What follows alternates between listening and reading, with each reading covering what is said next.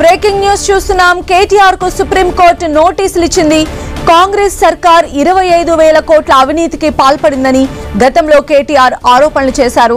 దీనిపై కాంగ్రెస్ నేత ఆత్రం సుగుణ ఫిర్యాదు చేయగా ఉట్నూరు పిఎస్ లో కేటీఆర్ పైన కేసు నమోదైంది. ఉట్నూరు పోలీసులు నమోదు చేసిన కేసుని హైకోర్టులో సవాల్ విసిరారు కేటీఆర్. దీనిపై కేటీఆర్ కు అనుకూలంగా ఉత్తర్వులు ఇచ్చింది హైకోర్టు. ఈ ఉత్తర్వులను సవాల్ చేస్తూ సుప్రీంకోర్టును ఆశ్రయించారు ఆత్రం సుగుణ. ఆ పిటిషన్ పై సమాధానం చెప్పాలని కేటీఆర్ కు సుప్రీంకోర్టు నోటీసులు ఇచ్చింది.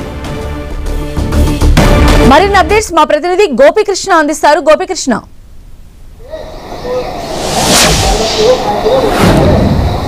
మూసీ నది ప్రక్షాళన కార్యక్రమాన్ని కాంగ్రెస్ ప్రభుత్వం చేపట్టిన వెంటనే దాంట్లో 25,000 కోట్ల అవినీతి జరిగిందంటూ కూడా కేటీఆర్ వ్యాఖ్యలు చేయడం, దానిపైన ఉట్నూరు పోలీస్ స్టేషన్లో ఆత్రం సుగుణ పిటిషన్ దాఖలు చేయడం జరిగింది. కేటీఆర్ పైన చర్యలు తీసుకోవాలంటూ కూడా ఆమె పోలీసులను ఆశ్రయించారు. అయితే ఆ పోలీసులు నమోదు చేసిన కేసు పైన కేటీఆర్ తెలంగాణ హైకోర్టును ఆశ్రయించడం జరిగింది. అయితే తెలంగాణ హైకోర్టులో కేటీఆర్కు అనుకూలంగా తీర్పు రావడంతో హైకోర్టు తీర్పును సవాలు చేస్తూ ఆత్రం సుగుణ సుప్రీంకోర్టును ఆశ్రయించడం జరిగింది. సుప్రీంకోర్టు ఈరోజు ఆమె పిటిషన్ పైన విచారణ జరిపిన తర్వాత కేటీఆర్కు నోటీసులు జారీ చేయడం జరిగింది. 25,000 కోట్ల అవినీతికి సంబంధించి పూర్తి ఆధారాలను కూడా సమర్పించాలంటూ కూడా సుప్రీంకోర్టు కేటీఆర్కు నోటీసులు జారీ చేయడం జరిగింది. అయితే మూసీ ప్రక్షాళన తర్వాత రాష్ట్ర ప్రభుత్వం మూసీ వెంట ఉన్న ఇండ్లను కావచ్చు, మూసీ నది పరివాహక ప్రాంతాల్లో ఉన్న నివసిస్తున్న వారిని కూడా అక్కడి నుంచి ఖాళీ చేపిస్తూ